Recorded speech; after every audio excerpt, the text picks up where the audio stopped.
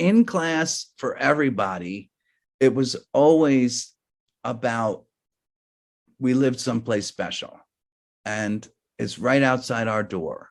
And all you have to do is look at it. And so my science teachers back then, they could take us on weekend camping trips out into the Catskills. My art teachers could take us out to the field and hunt for wild mushrooms and find a giant puffball and cook it up in the science room.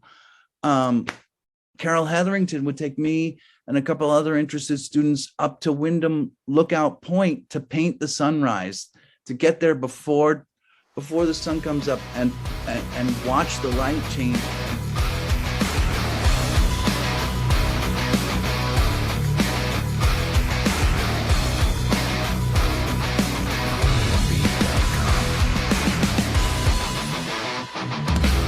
Welcome to Inside the Line, the Catskills.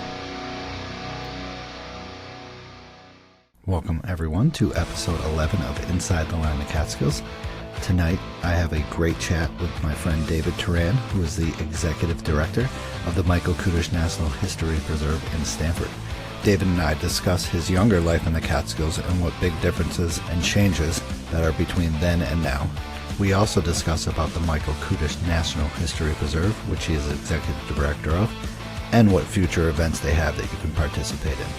Before you listen to this great episode that I have here with David, I'd like to tell you that my microphone was broken, so I had to use a lesser quality microphone for this recording. The quality is absolutely horrible. I wouldn't say it's the worst, but it's close. I'd like to thank my dad for fixing my higher quality microphone so that it could be used today. Thank you, Dad, for so much work you did in that short amount of time. I really appreciate it. So I hope you have a great time listening to this episode, and please check out the Michael Kudish National History Preserve on Facebook and their website at www.mknhp.org.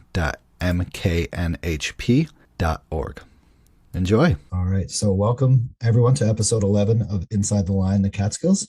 I'm here with my friend David Turan of the Michael Kudish National History Preserve. He's joining me via Zoom, like I always do, because mostly all the people I try to see are like 2 hours away. But luckily, David is only like 40 minutes away, but he lives in a very great area, Stanford. David, say hi. Hi. Hello, everyone. It's good to have you, David. I've been friends with David for a little bit now, since he opened the preserve when I met him. When was that? 2014? 17. Okay.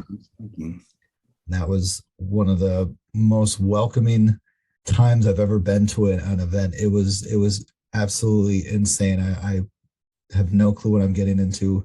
My wife and I get out of our car and everybody is so happy, and it was such a good time. Yeah, it was good to have you. You came for the Paint the Sunset.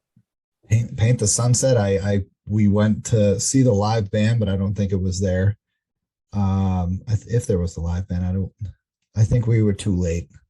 Well, that was a full day thing. Oh no, wait. Yeah, no, it was Paint the Sunset. That's when I first met you, because you asked if anybody could come to Paint the Sunset, and I said, of course anybody can come and paint the sunset. What else? Well, I didn't know it was the cool people. Only the cool people get to do that. But I've known David for a little bit, and he's taught me a lot. I've been on at least 2 hikes with him, and I know he knows a lot, which is awesome. And he's great for the Catskills. He's a very special person for the Catskills. So I'm glad to have him on tonight. Oh, thank you, Stosh. Yes, anytime. I'd like to thank our sponsors, Scenic Route Guiding. Thank you, Sarah, and your ladies for kicking ass at the Catskills and Adirondacks, and thank you for supporting the show. I'd like to thank the monthly donors, Katrina Weinig, Darren White, and John Comiskey. Thank you guys very much for donating the show. And I'd like to thank Myra and Sean for donating 2 coffees for the show. So thanks a lot, guys. I hope you enjoy the show. I hope you all enjoy the show. So, David, we drinking anything tonight, sir? I am.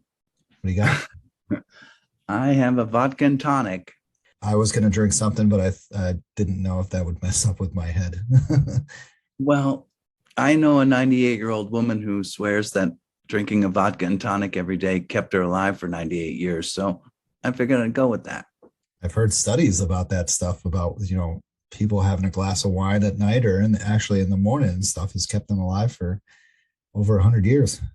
Yeah, well, I think that the vodka tonic thing is the quinine more than the vodka. You down a little bit. That's what we have the alcohol for. So excellent. I'm just having some water tonight. I got to let this head injury pass. We'll talk about that Yeah, next. Stosh has a boo-boo on his head. Definitely do. It was a fun one. We'll talk about that actually right now. David, you been on any previous hikes lately? Anywhere? Yeah. I hike with Mike almost weekly, and of course, I've been asked by a couple of landowners who recently purchased some land to come out and see what they got and help them achieve their goals. I guess people find me through the Master Forest Owners program of Cornell. I went through that training many years ago, and yeah, I've hiked a lot. I've hiked many times this week. Yes. Good, good. I'm mostly around the preserve, I'm guessing, and checking out. So, do you guys find new stuff every day? I'm guessing. No. The preserve flora is pretty much down. We know every plant that grows here after so many years. We've been here 20 years, so we've been studying the flora and vegetation and all of the history of the preserve for the past 17 years. Wow. Now it's offsite. Now people want me to come to their place and see what they got. And a lot of people have goals and objectives that they want to meet, and they want to do what's right, but they don't know where to start. And so I just go and I tell them what I see. And a messy forest is a healthy forest. The forest is perfectly capable of taking care of itself. But if you want to finesse it for your own personal reasons, I can point you in the right direction. That's awesome. That's great. That's really cool that they're reaching out to you for this, especially like I'm guessing they're new people that have moved up from the city. Yes, some of the people have just purchased their property. They're moving up from the city, or they're wanting to purchase property. But it's other people who have been here forever and just never thought to explore what was in their forest or appreciated it. It was there. It was trees and it was a buffer or something. And now they want to know what it's about and maybe enhance its production. I don't really like that term, enhances production, because like I said, it's perfectly capable of producing on its own. So I prefer to just show them what they have. And then once you know what you have, then you can research what you want to do. Definitely. There's a lot of books out there to help you achieve that goal of what you want and what you want to know about your forest, especially around here. Upstate New York is very similar all around, especially up here towards us. And then there's also very different places. So it's very cool stuff. Yeah. Excellent. So previous hike I went on, yesterday I went up Mount Cheryl, bushwhacked up to a magical place that I'm not going to give away. Hopefully I'll take David up there sometime.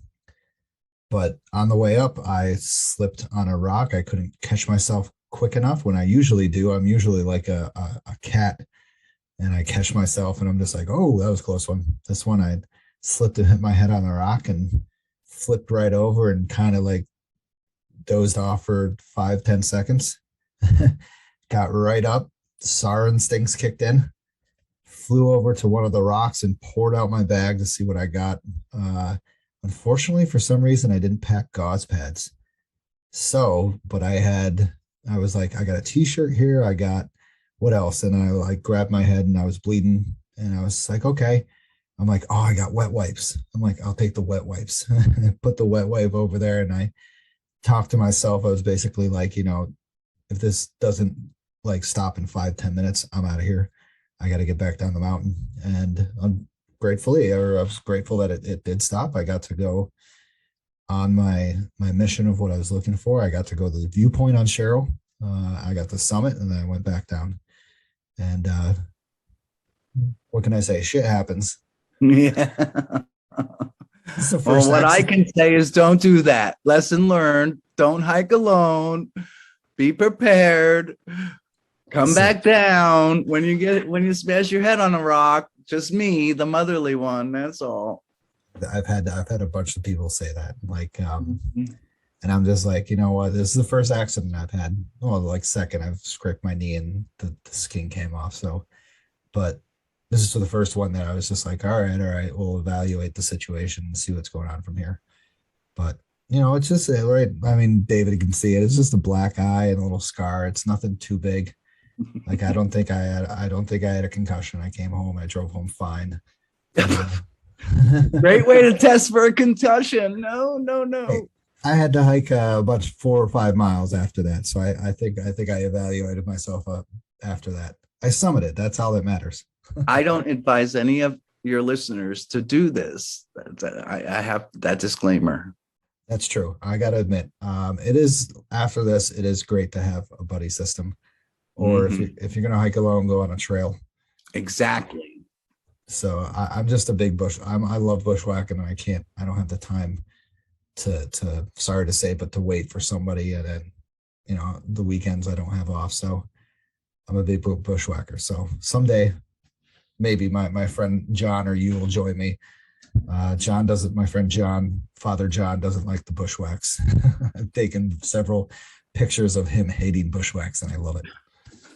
I've had some guests not enjoy my bushwhacks. It's just a little, you tend to overestimate, your familiarity with the environment, and not everybody is in the same space.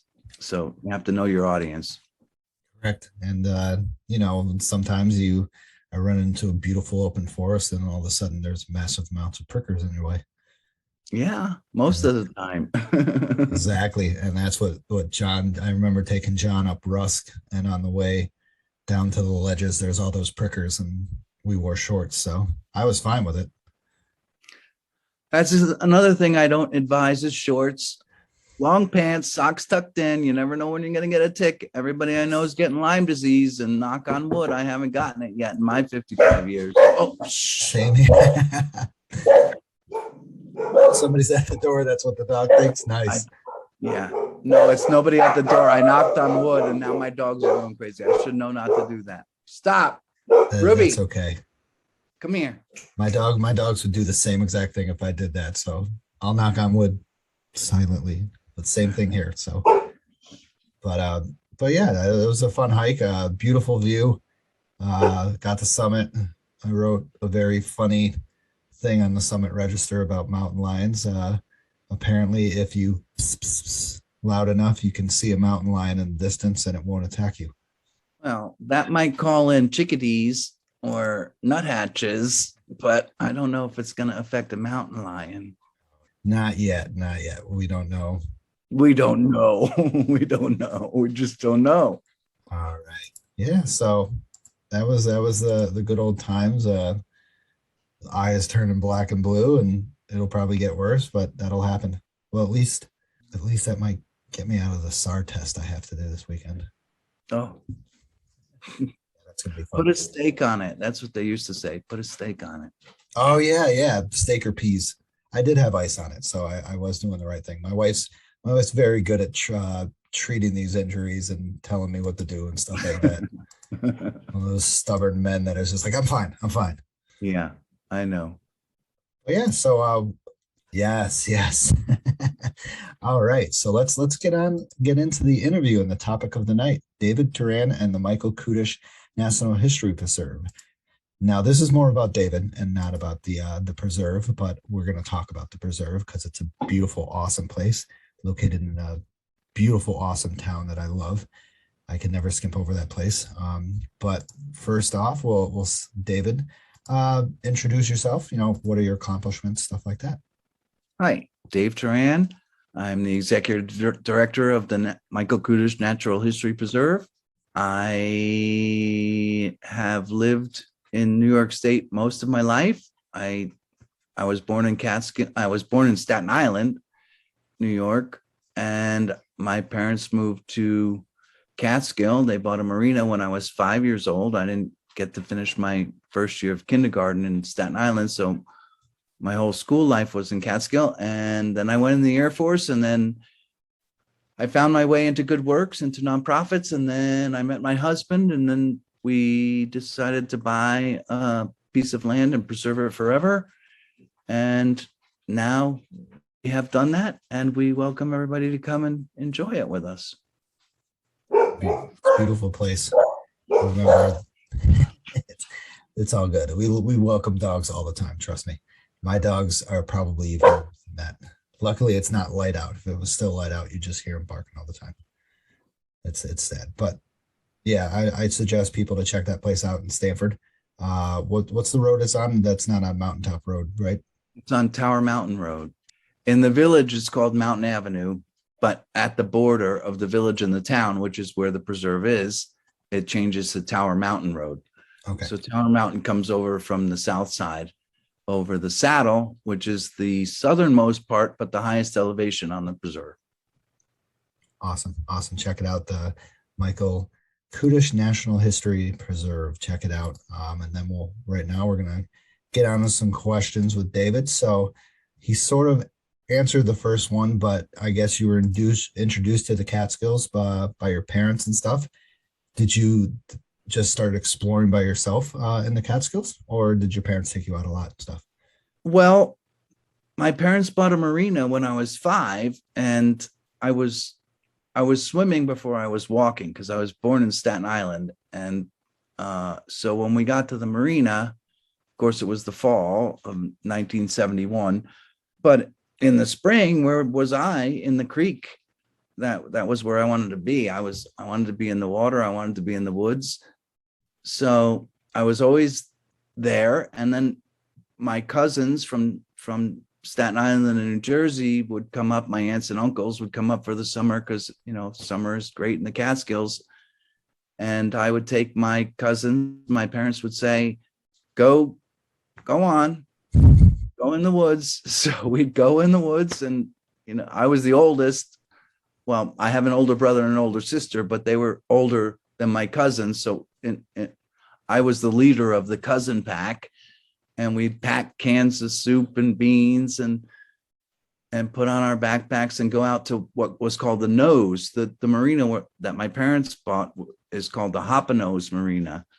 And the Hoppanose, I'm not sure if it's actually been proven, but the Hoppanose Indians are what get the credit for the Hoppanose. And the reason why it's called Hoppanose is because there's a rocky outcrop in the creek where it looks like the nose of an Indian. So it's called Hoppanose, and that's so I was only allowed to go with my cousins to the Nose and no further in the woods. And on the weekend, when they would come up, and they would have a great time, working and entertaining all the people on the boats, and they had steak roasts and chicken roasts and everything. And us kids would be out, and we didn't just not stop at the Nose. We went over the Nose. You're not going to go to the Nose and not see what's on the other side. So we did. It's been my first. I was the youngest kid on the block in Staten Island, and everybody else went to school.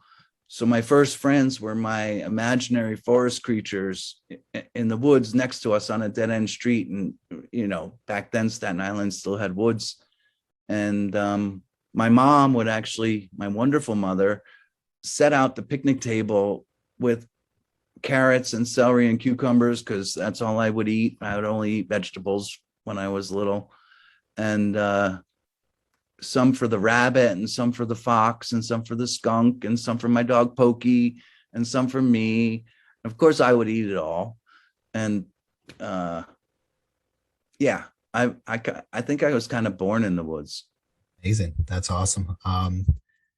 So what I'm guessing as you got older and stuff like that, and for what you've done for the Catskills, what made you fall in love with the Catskills?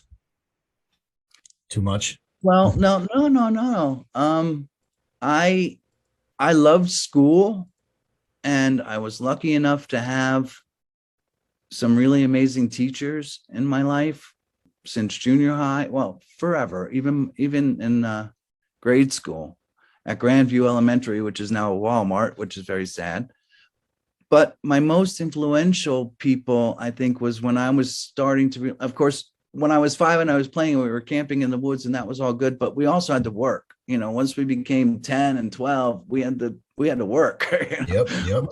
So we did.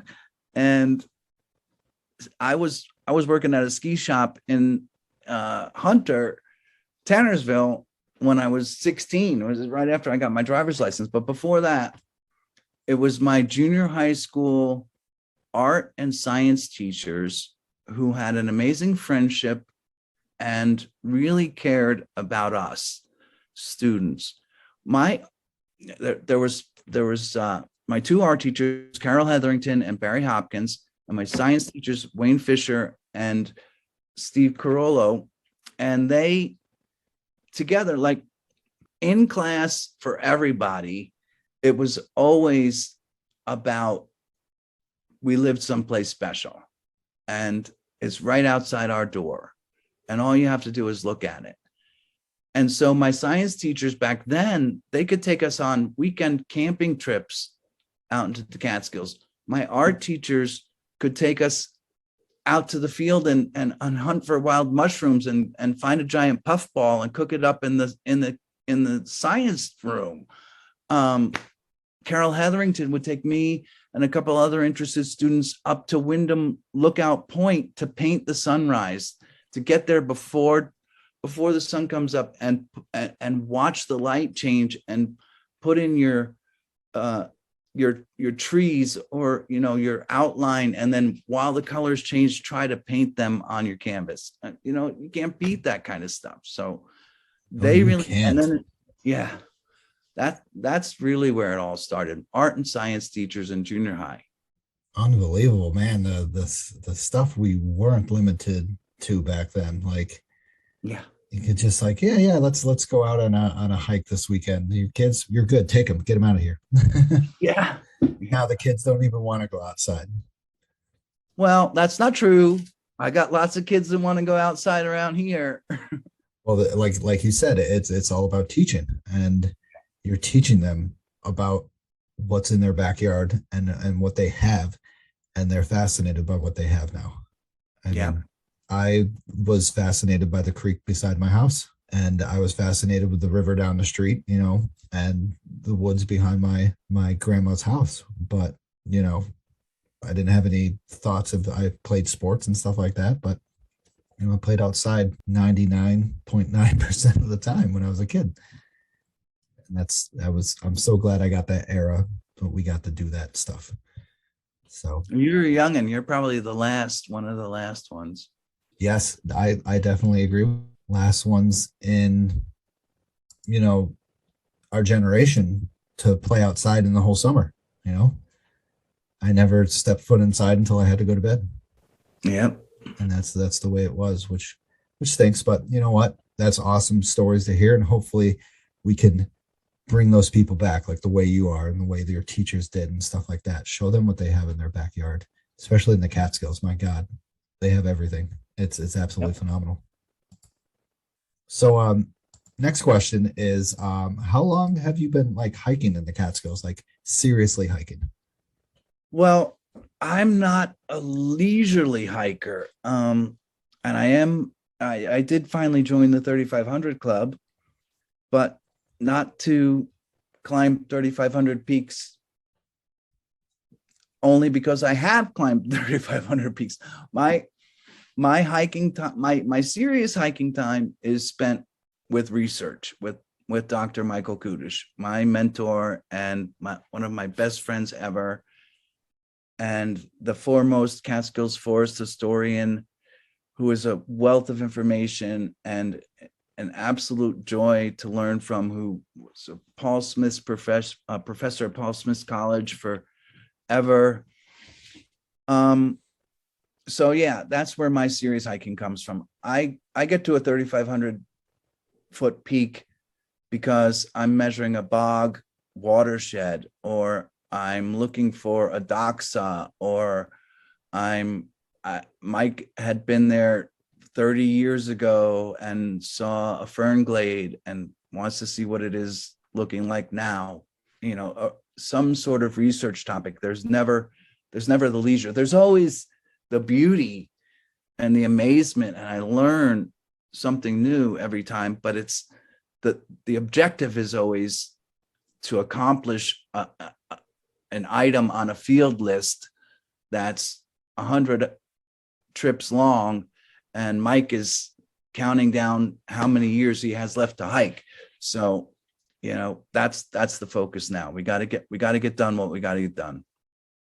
That's awesome. So you're one of the few, one of the few. There's very few that does the research. It's quite as much as you guys do, and it's fascinating stuff to see your guys' adventures and to hear your guys' adventures, especially when it comes to stuff that have been there for thousands and thousands of years, and you guys are measuring it periodically to see what has changed over the years. And it's great to hear that stuff. It's so awesome. I love it. And I wish I could be on more hikes with you guys and stuff like that. So, but all you have to do is email Mike. He'll put you on the list, and when he's got something to do and he needs help, he'll let you know. Excellent. I would love to go with him, but if you're not there, I wouldn't go. I need I don't know. I just I like your style and stuff like that. I like your positivity. It's so great that like I said, I'll never forget that time we came into the preserve, and it was just like a welcoming. I'm just like, this is different, and then you're just like, welcome, and now it's just like, oh my God, this is amazing. We do like to be amazing around here. Well, excellent. That's the way you should be. That's kind of a plug I could put in there. I don't know what your next question is, but talking about amazing, the amazingness was missed during this pandemic greatly. 2020 was miserable.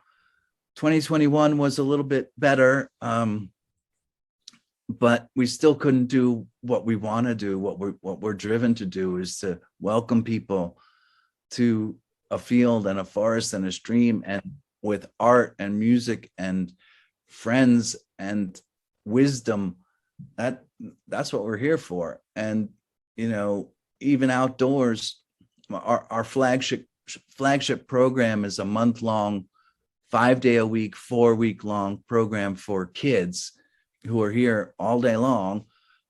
And we certainly couldn't do it in 2020. And the anxiety of taking on the responsibility, because the students were miserable without having it in 2020. The parents were miserable. So in 2021, I say, how can I do this and not let it fade and do it safely?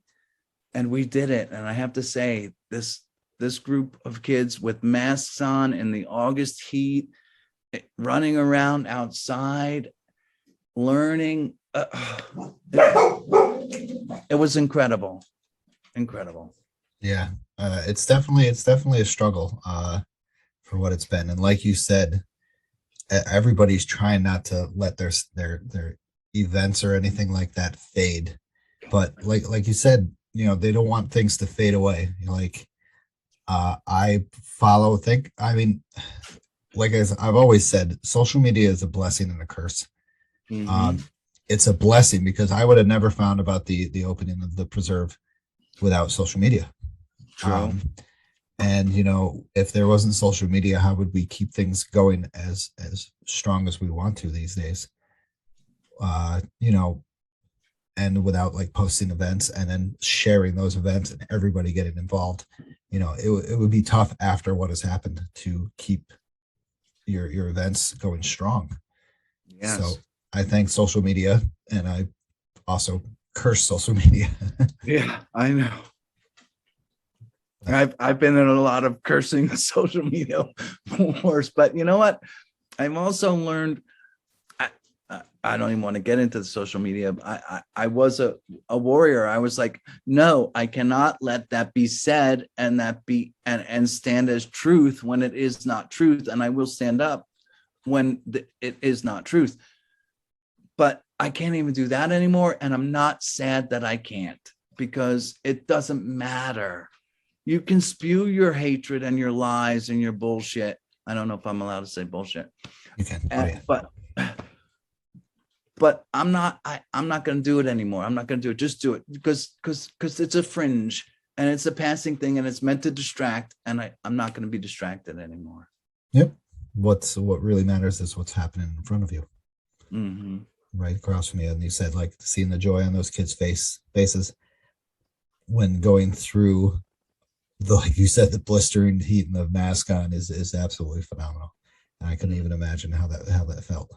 So next question would be, you were around during the 70s and 80s, and I've heard that was a crazy era in the hiking, not just hiking, but everything. So I was curious. I'm always curious. I've heard stories of the way the Catskills were in the 70s and 80s. I heard they were kicking, basically. You could say that. Yeah, of course. I mean, even especially at the marina. Yeah, the Catskills were kicking. It was a lot of short shorts and streaking and fireworks and food. All the stories were true that I've heard. That's crazy.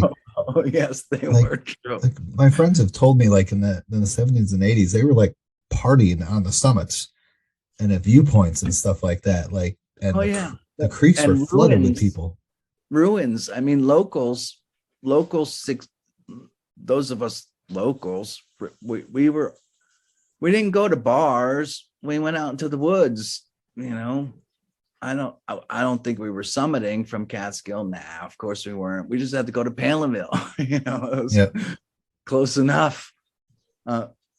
Yeah, it was for the kids. It was good, but for the adults, it was. I don't know what was going on with the adults most of the time. There was a lot more than I think I'll ever know. But it was wild and crazy. It was good times. It was carefree. Yeah, exactly. That's the way to say it. Definitely. Also, were you ever involved since 70s and 80s? Did you ever get to go and check out were you ever involved with the Borscht Belt over there? That's a fascinating part of Catskills history. No, we never went to the Borscht Belt. My family, because we owned a marina, our summers were spent running the marina. Our winters were really where we got to enjoy the Catskills and all the mountains all over the place. We were all skiers. Everybody skied, snow skied, but there were no snowboards. And sometimes there were no lifts. There were still T-bars and rope tows. But we made a point of going out during the winter, every weekend, it seemed, to another mountain. My mother, who is soon to come back and live here again in the Catskills, has a ski jacket that has a patch. We always got a patch no matter what mountain we went to, all over New York, New Hampshire, Vermont, Pennsylvania. We skied everywhere, and we got a patch everywhere we went, or a pin. And that's what we did. We skied because we had to work all summer. Yeah. So you said you worked on Hunter Mountain, correct?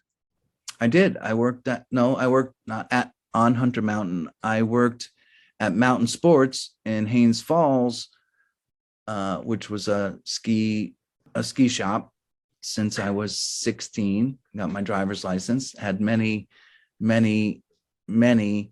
commutes up and down in the winter with my Dodge Coronet, which I shouldn't have even been driving on those roads. But when you work at a ski shop and you got to do what you got to do, a 16-year-old has to drive up that mountain and down that mountain to go to work and come home. And I still can't believe to this day that I did those things. Yeah. I can't believe you guys drove in those conditions and those clunky, wide, long cars that the back end just sits there and drifts all the time. I can't believe that. Barely with snow tires. Yeah, no, there was no such thing as snow tires. That's what I thought. That's amazing. So the difference of Hunter, of what it was and what it is it still, was it like I said, kicking back then as Oh well, or yeah, no? the village of Hunter was alive and thriving and fantastic. I mean, it's when I drive through Hunter now, I mean, I don't do it often because I'm an old curmudgeon and I don't want to deal with crowds and strangers, and I don't ski anymore because I've done it. I've done enough of it. I'm doing other things now. Tannersville is still kind of Tannersville. I mean, Tannersville's always been that funky little let's do it, kind of village. But Hunter, I don't know. I don't want to speak ill of anybody, but Hunter isn't what Hunter was. Yeah, I can definitely tell. And like you said, Tannersville, I love that place. What a beautiful town that is, and it's still kicking. But I'm just curious of why, Hunter is down when it has that big resort and it's still kicking. Like, the resort's still pretty nice. Well, Hunter was always the premier mountain. Hunter was where everybody wanted to be. But when I was working at Mountain Sports, Cortina Valley was still open, and like the ski reps, the salesman would come in and give my boss a pair of skis, and he said, "Give me 9.5 boots," and he'd give them to me and say, "Go out and beat the shit out of these and see if we can rent them."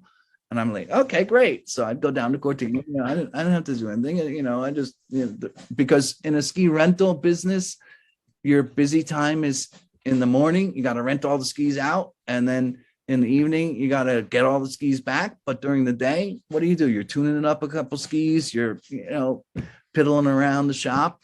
No, go out and ski. Wow. I was lucky. I was very fortunate to have the life I've had. That's awesome. That's great. Yeah, I always like to for some reason, the history of the Catskills fascinates me. Just what it was, seeing pictures and what it is now, I wish it could be it's hopping somewhat, but it's not like what it was. Of course. Times change, Stosh. Yeah, that's right. You can just live it in your dreams. I mean, I'm happy of where everything is right now. I'm happy I'm living now and stuff like that. So, but I love hearing about the history of the Catskills. It just fascinates me for some reason. It's a great place. A lot of history. Definitely. A lot of stuff went down here. America's first wilderness, Yep, exactly. And from there on out, it's pretty funny that it's America's first wilderness, but it's overlooked so much because it's not big, massive peaks with open summits and stuff like that. So yeah, blah blah blah. That's all right. We know what we got. Exactly. That's what I say. I'm just like, that's okay. Adirondacks are cooler. Stay away.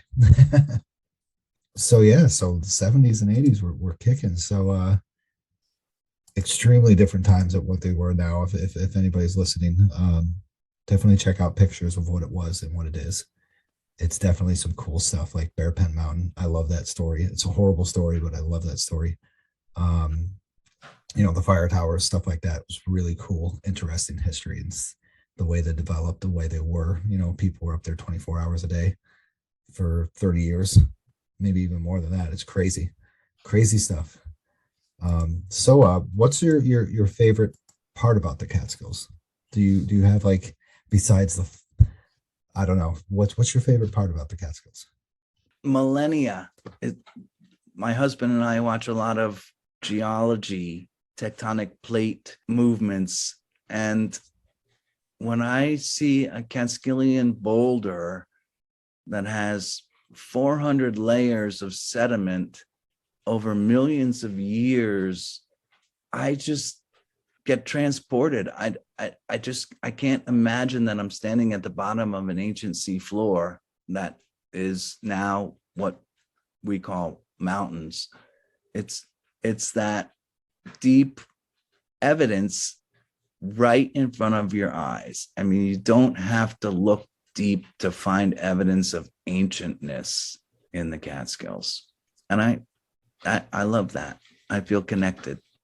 I agree. There's something about, like you said, that's seeing that rock that has the pancake layers, different angles, stuff like that, but the rock that's like 10 feet high, Yeah. And you can just look at it and be like, wow, look at all that different times. Look at all Mhm. that stuff. And it's fascinating to me when, once again, like you said, when you see one of those boulders in the middle of nowhere and you're like, wow, that was transported here by a glacier 17,000 years ago. That Man.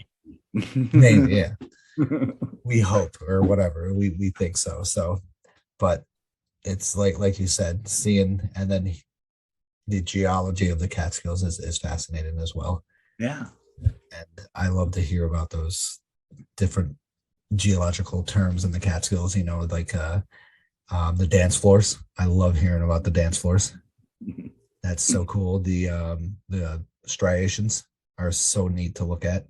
So excellent. That's I gotta admit, that's I agree with that one. Well, there's a group going up today, actually, a hike I did not attend because it was too early and too far, but trying to determine whether or not Slide Mountain was actually glaciated during the latest Wisconsin ice sheet or not. There is controversy that Slide may have been above the ice the last time. I We'll see remember. what the geologists have to say. Yeah, I remember reading about that. Slide, and they think that Westkill was also above the ice, correct? I don't know. We're going to start with Slide. If Slide wasn't, then there's no reason to go any further. Yeah. Excellent. I'm gonna how do I get in on that one?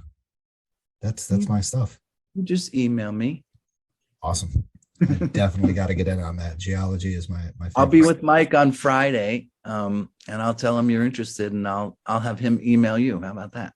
Excellent. Have him tell him like this guy is a young guy and he's willing to haul He anything knows up. you. He he, knows you. he somewhat knows me. I remember he's the one thing I remember He about him. knows you. He knows everything. He knows you. Uh, Yeah, exactly. the one funny thing I remember about him, I saw him at what's that time in Margaretville, the forest or Forest Festival. the forest festival. I saw him and there was an awesome band playing. He comes over to me. He's like, "What are all these loud noises?" Yeah. And I was just like, "Oh, Dr. Kudish, that's a good band playing." I'm like, "They're really good." I think they were like a 70s, 80s tribute band. So they were playing some like Leonard Skinner or stuff like that. And I was just laughing. Yeah. Loud noises and Mike are not friends. Yeah. Well then, excellent. So next question leads into what we were just talking about. When did you start working with Dr. Kudish? Oh, 2003. I was Wow. working for the Catskill Center for Conservation and Development in Arkville, and Mike would come down and spend the summers. He was still teaching at Paul Smith's college in the Adirondacks, and he would spend the summers in Fleischman's to continue studying his college, his doctoral thesis from that he completed in 1971 of the vegetational history of the Catskill High Peaks. And in 2021, one of the first event that we had, and one of the only ones, was celebrating his accomplishments. He likes to say he's the only college student who's still working on his thesis 50 years later. Because he is, because we're still studying the vegetational history of the Catskill High Peaks, and not just the High Peaks, by the way. It's expanded to the whole Catskill region, which is somewhat undefined depending on who you ask. What is the Catskills? Certainly more than the Catskill Park. It's certainly more than the Catskill High Peaks. And so he would come to the Catskill Center to back up his field notes, and I was the membership and outreach coordinator, so I was sort of the face of the organization. And he invited me on a hike, and I went, and we became friends. And I was trying to ask him, of course, he takes meticulous notes, so he knows every hike that I've been on because it's documented. But how I could compile that information is not. It's not in a database. It's not on a computer. It's on pieces of paper that are photocopied and backed up. And there's all kinds of efforts to digitize his research. There's been a lot done already. There's going to be a lot more. But I would guess that if I averaged 10 hikes a year over 18 years, then I've probably been on 180 hikes with Mike, which I used to lament that I wasn't a Paul Smith student in his classroom, but I think 180 hikes is probably more FaceTime than any bachelor's degree student ever got. So I'm doing pretty good. That's more FaceTime than probably most people in his life. You know, That could be true too. that I mean, you're a big part of his life. You're a big part of his research, his new research. That's phenomenal. So you are a big part of his studies. So let's talk to Dr. Kudish and make sure he includes your name in there in a big bold print. We don't need to talk to him about that. Okay. We're peas in a pod. It's all good. Good. Because that's, I mean, to be, I guess to say his right hand man is got to be awesome, and to be as almost as knowledgeable as he is no. I don't know. Absolutely not. Never. Not even close. Some of the times that I've been on the hikes, I remember him asking you questions or asking himself questions, and you have to correct him. And I was like, oh, awesome. That's great. That's amazing. That's because he's an awesome professor. He asks questions and wants you to answer them. It's not necessarily that he doesn't know the answer. Oh. He knows the answer. Well, those times I think I've hiked twice with you guys, those times I'd never even heard those languages that you guys speak. So that first time when I think we hiked throughout the preserve in the pouring rain. It's just us three, but like I'm just sitting there fascinated and just like I have no clue what these guys are speaking. I'm like, I don't even know what this bush is right next to me. But okay. I definitely have to go hiking with Stash on a Tuesday. Yes. Yeah. I would definitely love to hear, because like once again, I'm fascinated with the forest like you guys are. I wonder what these trees are. I wonder what these plants are. I wonder how old this tree is, but I don't have that knowledge. I need to get that knowledge in my head. It takes a while.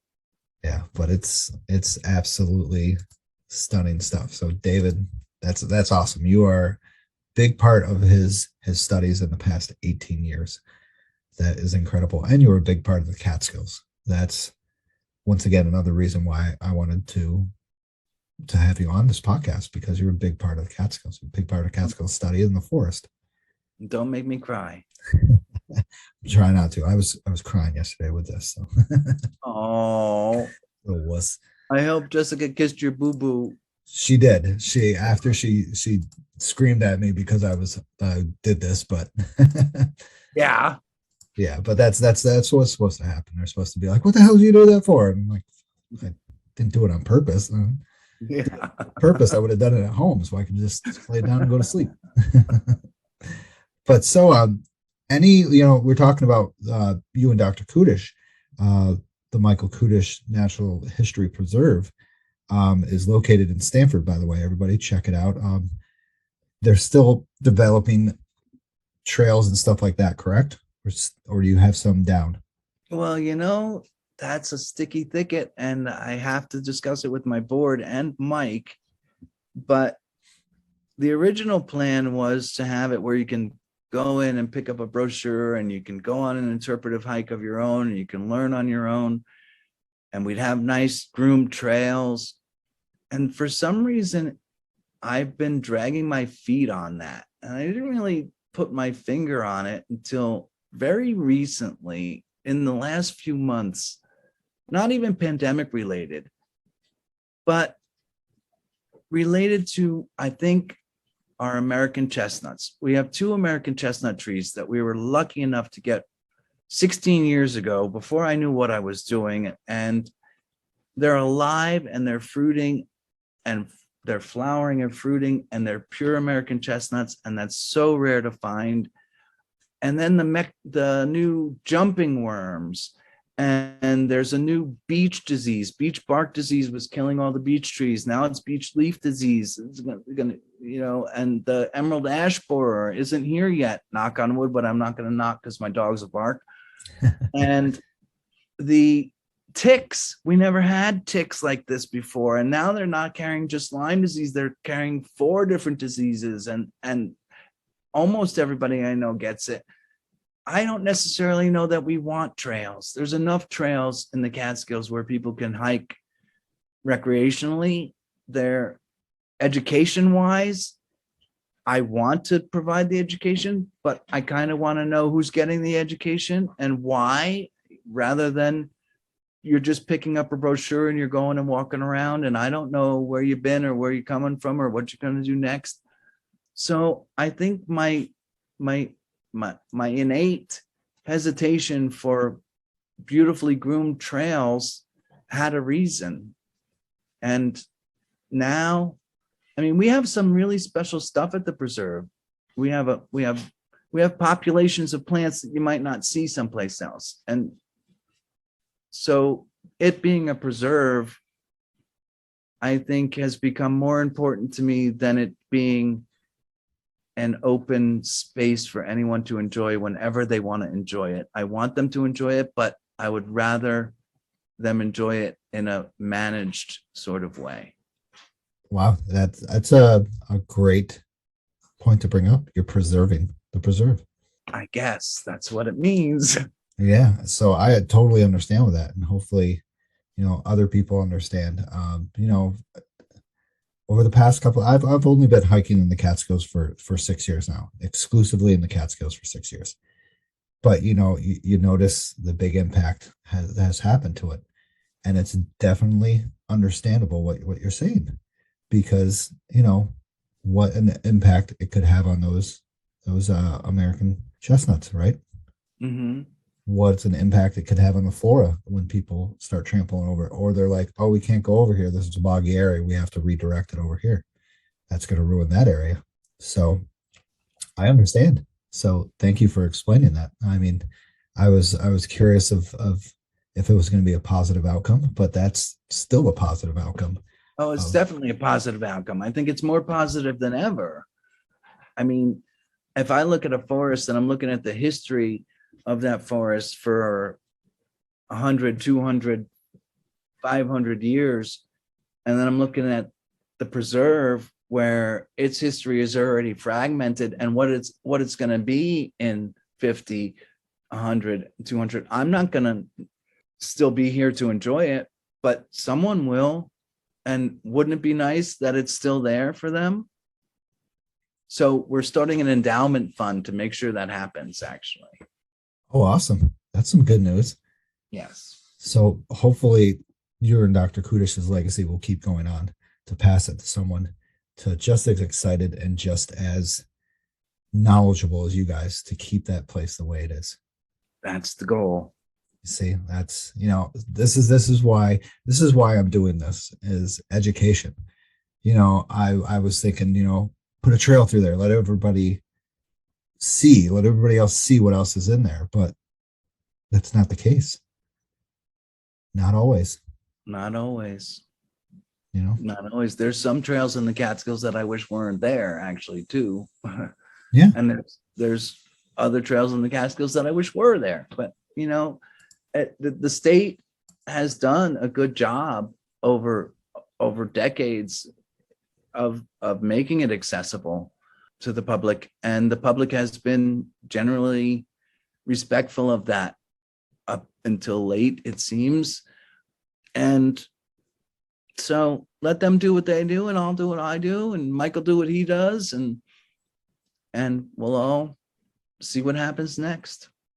Yeah, and it's tough, you see from both sides of the story.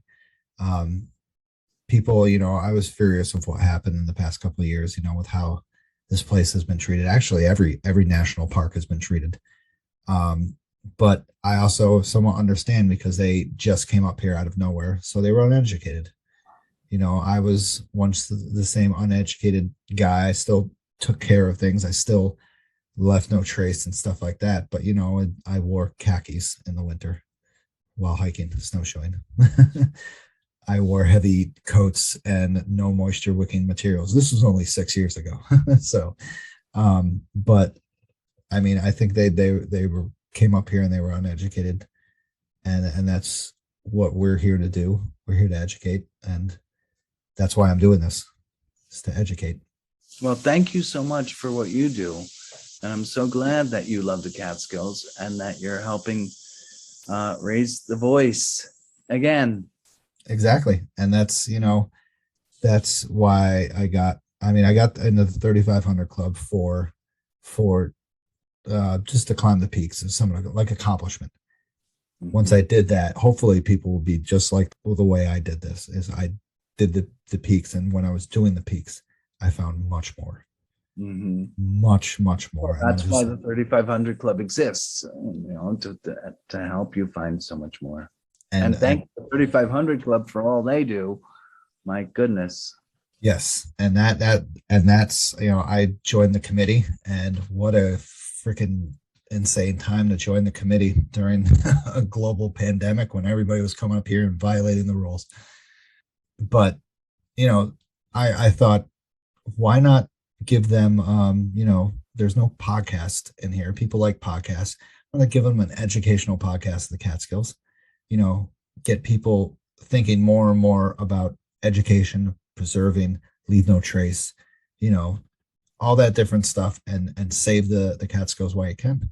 Yeah, good job. Bravo. Stosh. I'm trying. It's tough. It's tough, to spread the word of the education. It's tough to get that nailed in people's heads, especially when they don't care. But they do.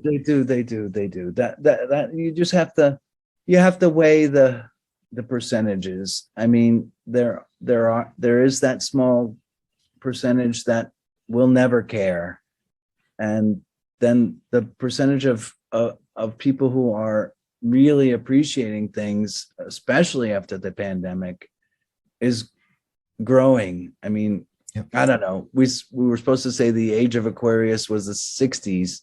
Well, I think we're still in the age of Aquarius. I just think we just got a couple more hurdles, a couple more pits and mounds to climb over. Correct.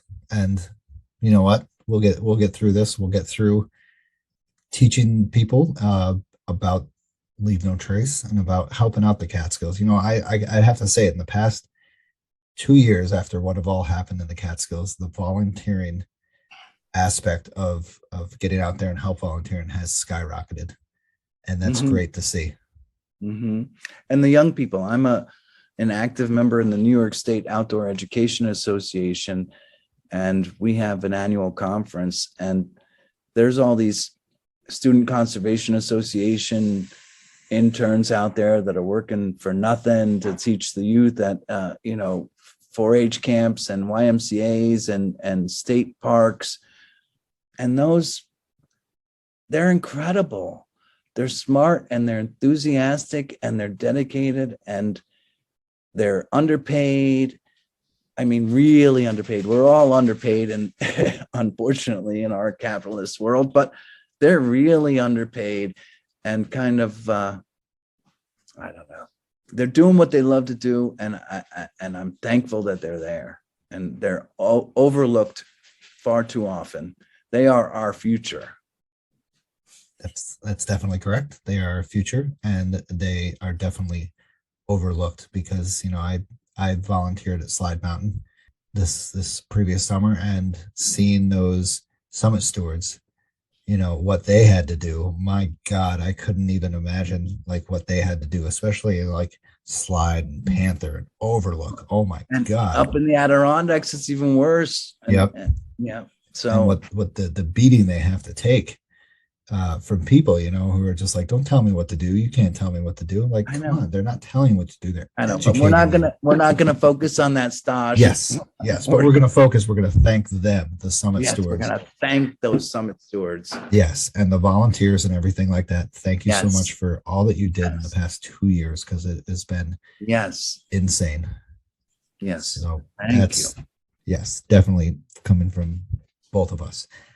So my last question is, any future events coming up at the preserve? Like, we gonna have Oh, another don't sunset? ask me about that. We're gonna have a music festival and an art festival next year. We're gonna have all kinds of programming. It's all gonna be happening. If you want to know about it, go to www.mknhp.org.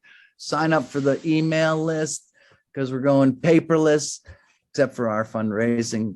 That always has to be paper. But yeah, sign up for the email list. You'll know what's coming up. We don't send out a lot of spam. It's one shot. This is what's going to happen. Come and see us when you want to. And I advise people to do that, because that was a memorable time. And I have those paintings hanging up on my wall, and I'll always remember those. I have David's paintings all over my freaking house. We adore it. We see it every time in the morning. We walk down it's right down the stairs. It's right on the stairs. If you ever want to donate to the preserve, David does a painting every year for people who donate a certain amount of money. And let me tell you, this stuff is fascinating. Oh, You're good to me, Stash. Yeah, oh man, that one picture that you painted, actually all those pictures of the 4 seasons, just blows our mind every time, and we love it. And thank you so much. Yeah, man, I enjoy it so much, and I look forward to the future events up on the preserve. I cannot wait.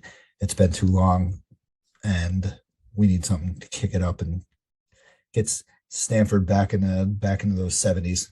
2022, baby. Here we come.